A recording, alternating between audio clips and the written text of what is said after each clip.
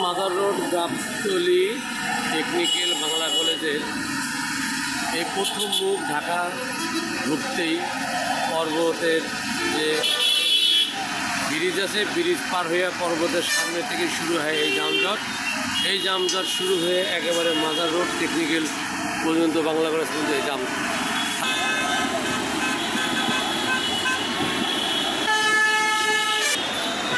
এই যানজটের মেইন কারণ হচ্ছে ট্রাফিকের অবহেলা এবং অটো রিক্সা